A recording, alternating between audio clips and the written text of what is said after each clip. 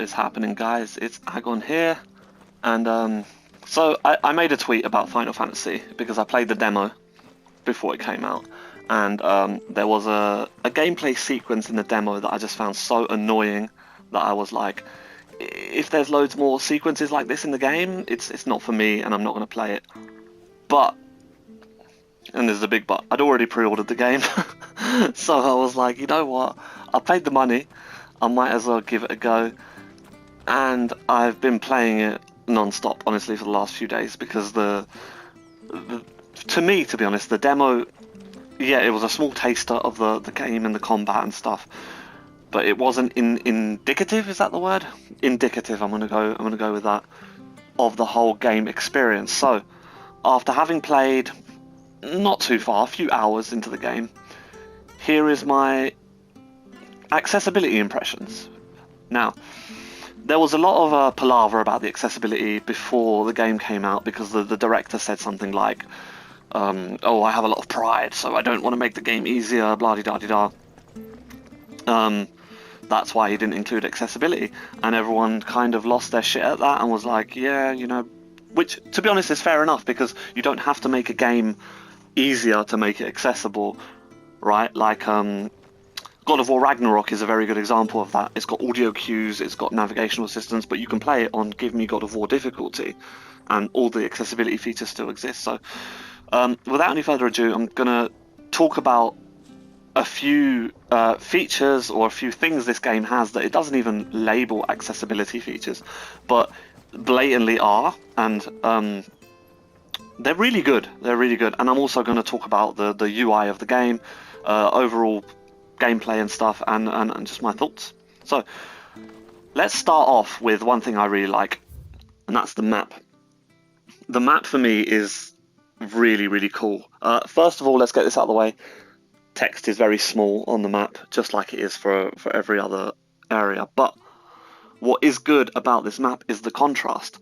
See, the only thing really highlighted here are places you can walk. Anywhere you can't go, it's all dark, and it's very very sort of different contrast to the places that you can go or have discovered. So it's really clear and it's really easy to see, right, I'm here, I can go down this way, I can go up this way. By the way, if there are any spoilers in this game, in this review, it'll be completely accidental. I'm not going to spoil anything. I'm not going to show any cutscenes.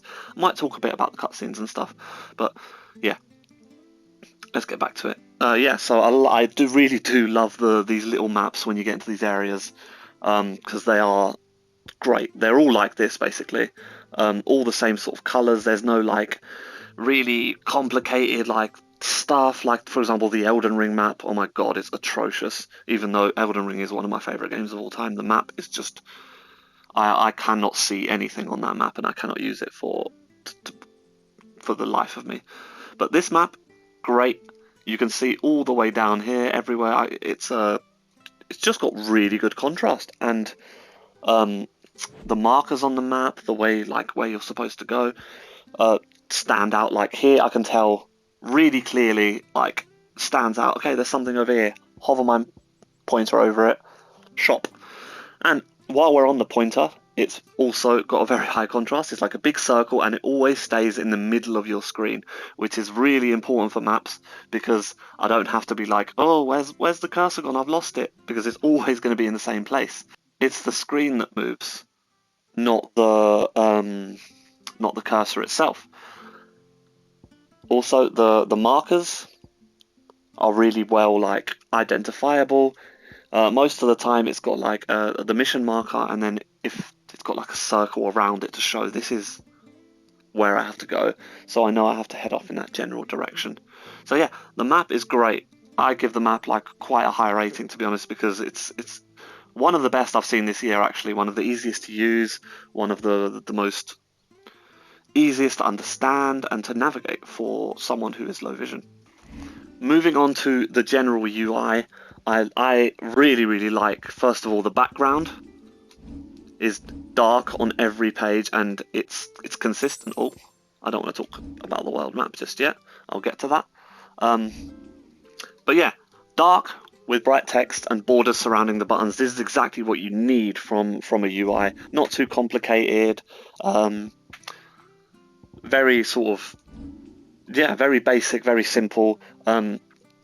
If we go onto the inventory, for example, you got very easy to see squares, and you can use the cursor like a mouse, or you can use the left the left arrow to move between stuff if you don't like a cursor or if you have trouble following the cursor. So you can tell someone there has thought about accessibility in at least some way when creating this game. And when you want to change your weapon, for example, click it, and it's list view, which is amazing. I really don't like when inventory spaces are presented like a grid with loads of little pictures and icons representing what you have to pick. I like a nice list view with names, and then on the right it's just very simple. It shows the name of the item. It's got 2 numbers for, like, I'm guessing it's attack and stagger, or attack and something. I'm not really sure what it is, but basically all you need to worry about is when you're comparing weapons or armor or anything, if there's an up arrow, so if you look on the right panel, these numbers are in red, which means I don't have to worry about any of this stuff because it's not as powerful as what I have equipped. But if the if the numbers are not in red, they're like brighter with up arrows next to them, very clear and easy to see. I don't know if I have. Let me just equip, for example, if I equip this Gaia Blade and then I compare the Invictus, you see these numbers are different, like they're light coloured, and they have up arrows next to it. Very easy to see, very easy to understand, which is really, really good for anyone who has a visual impairment or any sort of cognitive disability as well. Up arrow means good, down arrow means bad. You don't really need anything else from it. It's great, it's perfect. I will talk about the rings later because the rings are really good when you get to combat. Same thing as well when you're looking at the icons. Very simple. It shows you hover your mouse or whatever it's called, hover your cursor over one, so it's heat wave. Click it. It's a list view. It shows a little picture of what the attack looks like and the stars of how good it is. It's very simple. More stars means good, less stars means bad, I guess.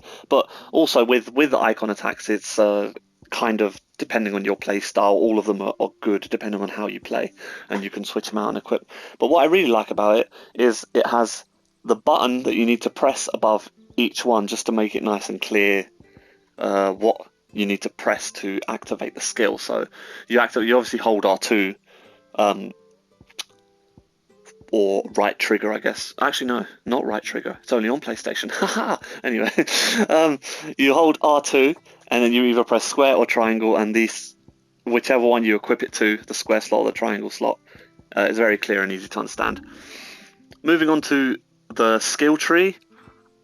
Not complicated at all. I really hate skill trees, which a great example of a skill tree which is just really annoying is the Assassin's Creed Valhalla skill tree, where it's just like, my god, it looks like a family tree that's thousands of years old, where it's just like branching out into the distance, and there's so many different pointless skills you can unlock, where it's like add 2% critical this to this bollocks and that bollocks.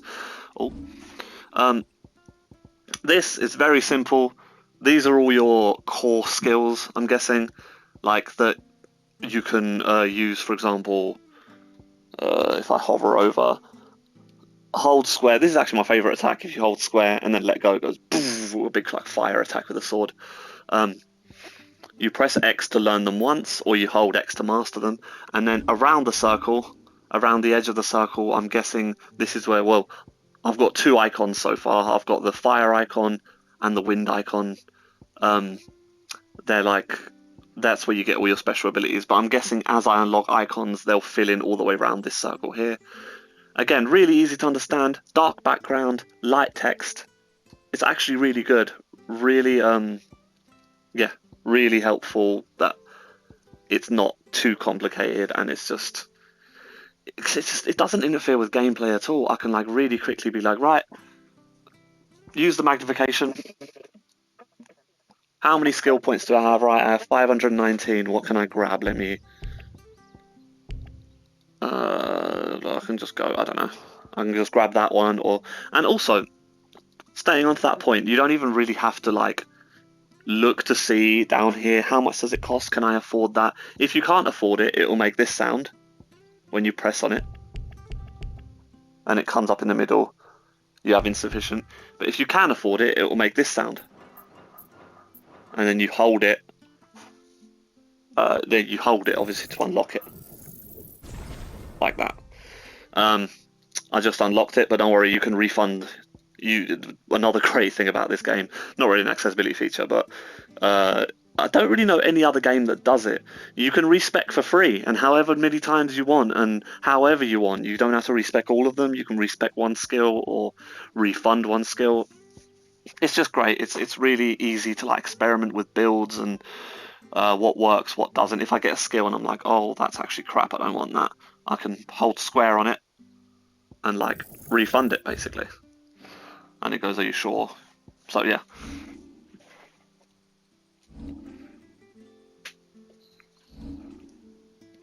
And the rest is the same. Obviously, there's a system. The key thing to take away from this is everything has the same dark theme, which is, for me, it's honestly, it's amazing. It's such a help. Now, moving on to the world map, and this is kind of where I start having a little bit of issues with it. Because of the colour of the world map, and I get why they did it, it's a design choice, it's to show, like, because it does look cool. It looks like, you know, like a, you know, old-fashioned map or whatever, and you can probably see the land masses and stuff, but so I can see my cursor here, I can't see my cursor here at all. Obviously, depending on what vision you have and stuff, you might be able to see, you might have no problem, but for me, that contrast is just nowhere near enough for me to see at all. So what I have to do if I want to travel to a place, so there's a place here, for example, which I just happen to be on it, but if I see a place like that and I'm like, okay, I want my cursor to go onto there, I can move my cursor so it's outside of the map, and then I can see it, and then I squint so I can focus on it and slowly kind of drag it until I hear. So you hear a confirmation when the cursor is over, and you feel the haptic feedback on the DualSense, which again is another accessibility feature that I don't think they foresaw. I don't think they did it because it's an accessibility feature. I think they did it for a design choice, but it is an accessibility feature. When you hover when you hover your cursor over, it makes this sound. It goes. And you get a little tiny haptic feedback on the controller to let you know that you have something selected, which has helped me so many times. See, like, I know that, yep, that's selected, so if I want to go up here, I just go left.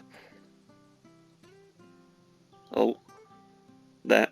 I didn't hear it that time, but I felt it on the controller, because I'm talking over it, so I can't really, yeah. So yeah, it's good, but I wish there was a way to darken the background a little bit, just a little bit, so I could see, or alternatively, to darken the cursor when it's over the map to make it black. That would solve this issue completely as well. Moving on to the actual gameplay, there's a feature that is really, really good, really epic. It's called Animal Instinct. So if I'm got a main quest selected, and I'm standing around, I'm like, oh, I don't know where to go, blah, blah, blah. I hold L3, points me in the direction of where I'm supposed to go, like instantly. And also, if this works, I have the dog toggle as well.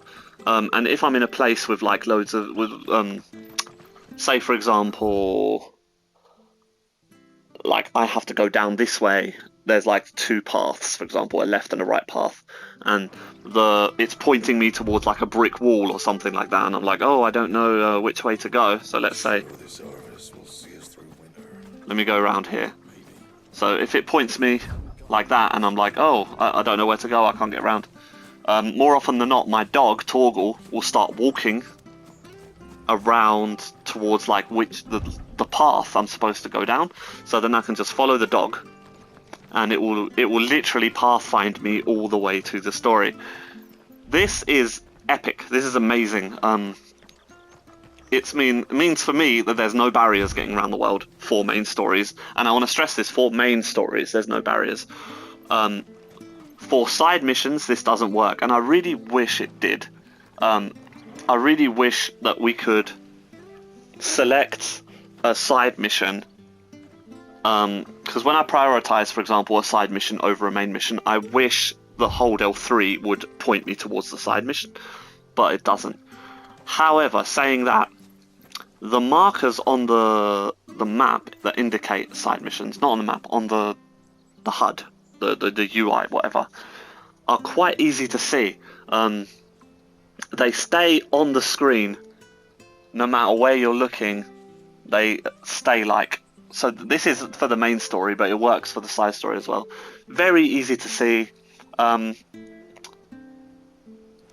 Sometimes the contrast, so if I'm looking like that, the contrast blends into like the sky, but I just look down or whatever, and yeah, it's really easy to see the marker for certain people.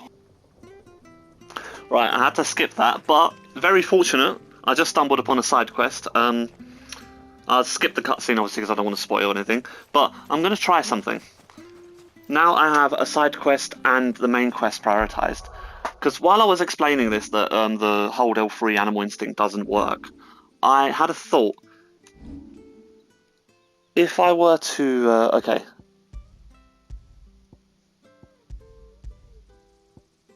Can I deselect the main mission somehow? No, I don't think I can. Oh well.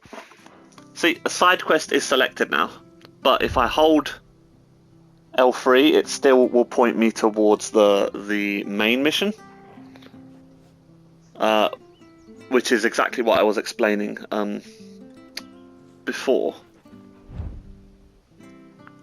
I'm just trying to locate which direction the side mission is now. Or is it in the same... Wait, let me look on the map. Okay, I think this is like a special side mission, because it is leading me towards it. Okay. In that case... Yeah. So if it's a special side mission, the hold L3 will lead you towards it, but if it's like a main story mission, then it won't. So, I'm going to go ahead and progress this mission for a little bit, just so I can get into combat. And then when I am in combat, I'm going to talk through the rings that we get and how they are considered some form of accessibility features. Right, so I've progressed this, whatever this quest is, and I've reached a combat situation. Now, this is a perfect opportunity to look through these rings that we get, which are kind of a very unique but really great way of making the game a little bit easier, yeah, but also more manageable for people who struggle to, I guess, get together to do combos and stuff, or react fast enough with dodges, parries, things like that. So what I've got equipped is the Ring of Timely Strikes. Now, this essentially takes all of the combos that you've learnt in the game, all the abilities and the icons, and kind of simplifies them all, so you just have to kind of press the square button and it does loads of different combos and things, and incorporates your build in, so you don't really have to worry about, okay, let me get off this attack and then line up with this attack and then press square, square, triangle, this, blah, blah, blah, blah, blah. All you have to do is, you know, focus on dodging and then pressing square, square, square, square, and he gets off all of his attacks and all of his combos and stuff just with square, which is, for me, this is really, like, makes the game a lot more fun, because I don't have to, like, do basically mental maths and calculations in my head, or, like, to, you know, combo stuff together. I mean, comboing is good, but I don't really have time to learn all these combos and stuff. I just want to enjoy the game and have fun, so this ring is perfect for me. because it essentially turns it into press square and square again and square again and square again, and he does all of the really cool flashy moves that you will do if you do combos and stuff. The other ring I have is the Ring of Timely Focus. Now this ring slows down time when you're supposed to dodge. This is really helpful for me because when an enemy, for example, attacks and it's a dodgeable attack, not only does it slow down time, but it makes this like sound. And then I know that that's a cue for me to press R1 and dodge left and right and then counter with square. It just gives me that little bit of extra time to react, rather than obviously trying to see when my enemy's attacking me, which is really hard for me because I'm visually impaired, obviously. So these two rings are great. And then finally I have, what do I have here? Oh, that's just something that gives me extra XP. That's not even an accessibility thing.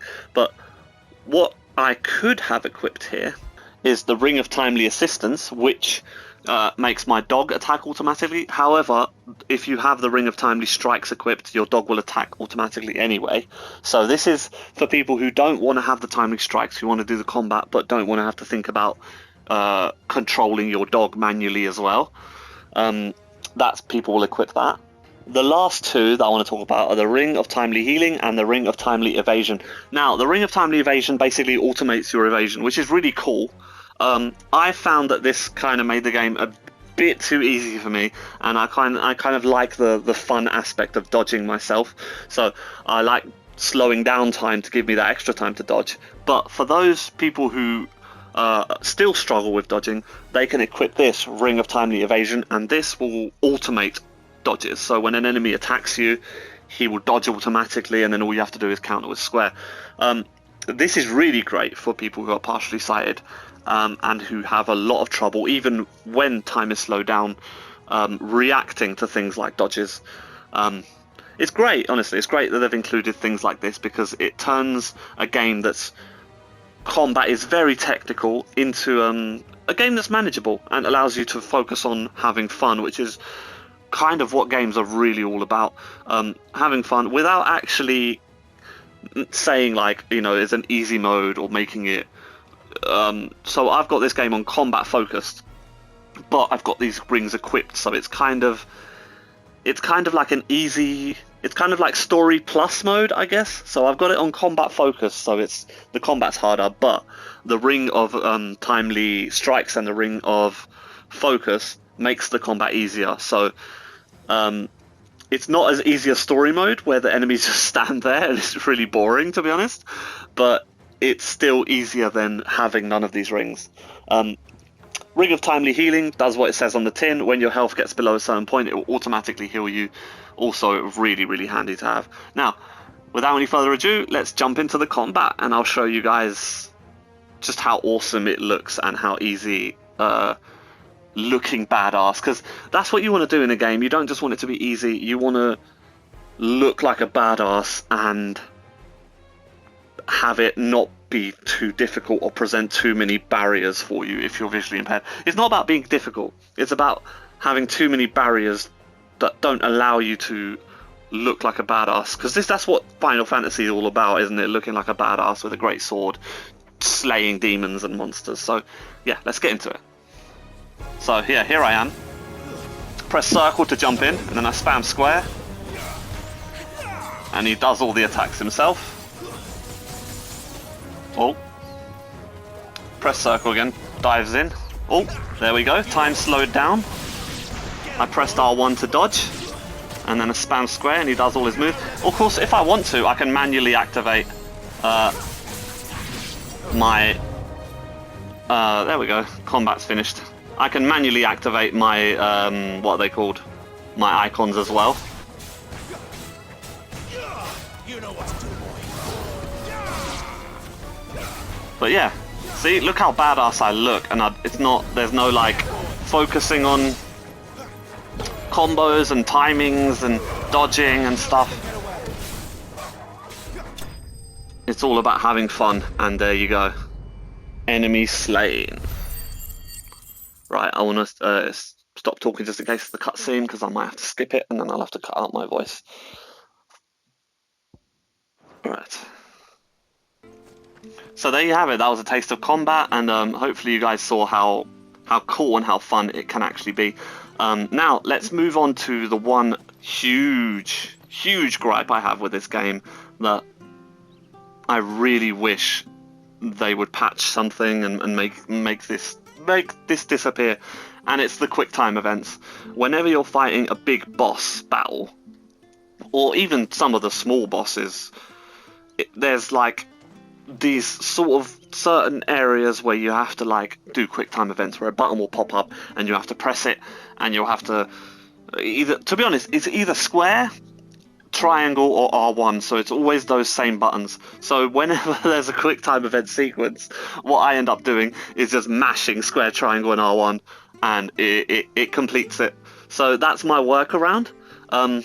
There are also instances where you have to like spam square as fast as you can, but those have like a very clear audible indicator, which is really good. I don't really know where to go to show you that, because it's usually in heavy story sequences, but it's like the screen will flash like orange, and there'll be this like circle that appears on the screen, and it will go like the noise, so then you'll have to spam square. So that's not too bad, but as long as you're spamming sort of square and triangle and R1 respectively, just alternately going square, triangle, R1, you should get past the cutscenes. Where this is really annoying though is sometimes you get cutscenes that are like 10 minutes long and they're just quick time events. Like I went through one earlier that it was like this big massive battle between two big things. Don't want to spoil anything, but it was literally like a big massive 15-minute long quick time event cutscene, and I got so tired of just mashing square, triangle, R1 or spamming square that I wish there was an option to just go in the settings and go auto-complete quick time events please, and then I would rather just watch that. I'd have so much more fun watching these epic cutscenes if I didn't have to keep trying to focus on which button to press.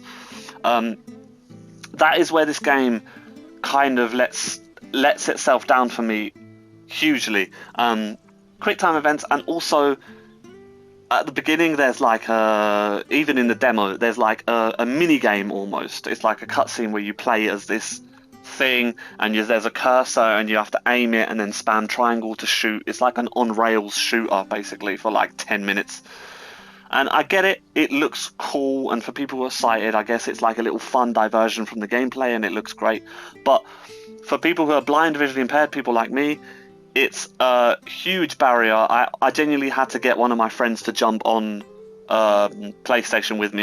I had to share my screen, and I had to basically get him to guide me through it. And even then, I died so many times just because I couldn't see where this bloody cursor was. And it was very time sensitive. You had to really quickly aim the cursor at this thing and shoot it before it hit you. And it was really annoying. And that's the part where it kind of made me go, yeah, I don't want to play this game. If that's going to be frequent, then no, I don't want to play this game at all. But luckily, I haven't faced anything like that so far. I probably, to be honest, there probably will be sequences like that. I'm dreading them. But overall, so far, I'm actually having a lot of fun with this game. The music, incredible. 10 out of 10. I love the music. If this game doesn't win Best Soundtrack at the Game of the Year Awards, I'll eat my hat, honestly. The whole soundtrack is incredible. The graphics are amazing. Just so, like, the world, the characters, the models. Literally, it's almost like Game of Thrones meets Last Kingdom, and then throw in a bunch of anime and Stormlight Archive. It's like, what could you possibly want more from the story? The story is just so fun, so over the top, and so like emotional at some points that I haven't enjoyed a story so much in a while, to be honest. I haven't just sat there through cutscenes, just sitting back, eating crisps, going, wow, this is like a movie, this is amazing. So yeah, this game has a lot of good stuff, a lot of great accessibility features that I don't even think are meant to be accessibility features, but they're there, so haha, whether you like it or not, they're there. But yeah, please, please, please, Square Enix, if you're watching this, get rid of the QuickTime events, or just give us an option that auto-completes QuickTime events. You'll be making this game 1,000 times more fun for me, just to watching the cutscenes rather than taking part in them and, you know, pressing buttons when they're on screen. Because even for people, I was speaking to my friends and they're sighted, and they even find the QuickTime events irksome. They're boring. Like, why? They might as well, like, they're like, I want to just watch the cutscene. The cutscene's great. The character models are amazing. It's epic. I'll be fine not taking part in this. Just take away the QuickTime events because they're pointless, right? And I personally, I thought we had grown out of QuickTime events. To be honest, I thought that was like so 2013 in games like Rise Son of Rome and stuff like that. But no, they're still about here, which is sad. Other than that, though, epic game, absolutely epic game. Really, really enjoying it. So yeah, thanks for watching, guys, and yeah, see you soon.